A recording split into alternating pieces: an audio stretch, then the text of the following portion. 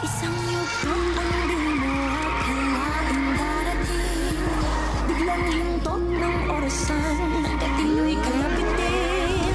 Ang husgahan ka ng lahat, kahit mabuti ang hangad, at ang pagtanggap sa'yo'y laging mailan. Nanatili na paluwag habang wala akong pinakinakutuhan tayo! Dahil hindi nga karaman dapat kain! para patalin sa kasaan. Kaya bumanhid na sa mga sakit hanggang sa makamit pagtapos ng pait at matamis na tagumpay sa kwento ng isang batang yapo. Kalye, karanasan ng guro, bumbilya na sa utak, ang ulyan ay nasa puso. At tanim at buhay, pangil at sungay, pagtubo habang gusto naman ang barel ang gamit kong pagduro. Sa kapila ng madilim na landas na palabas, nisukitan na ito ang wakas pagkatapos. Iligtas mo ang buhay ng nanay mo! Pagpapakumbaba niyang dinasal.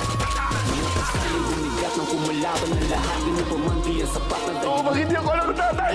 Sila ko na ako! Ang mapabuti ang lagay sa mapanuring syudad ng ating mga masama sa paningin na mga tao na malilang laging minibilang mula ka ng sinilang hindi mo lang makita ang kabilang parte ng dila pero yung hinagas ng mapawi ang labis ng pangungutila Sa laya man o bulungan siya ay pinagbubulungan. Walang di natatakutan kaya di ka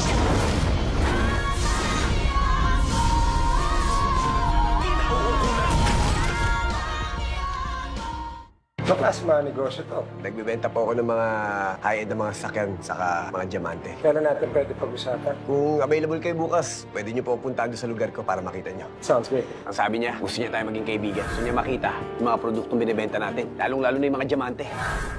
So, dapat ganyan ka rin. I'll never be like him. Ganyan pala ang mga politiko, no? Kapag kaharap yung mga butante, yung mga tao, ang babae para mga santo. Sa politika, kahit magkakapamilya pa yan, magpapatayan yan dahil lahat gustong humawak ng pera at kapangyarihan. Tindero, magkirero, andyan! Mangungumpisan muna ako. Pilar! Finally, nakita rin kita in person. Mayor, Hilde, matututunan mo rin ako, Mali. Wala ka namang pagpipili ang iba, hindi ba? Isa pa, wala ka na rin kawalan.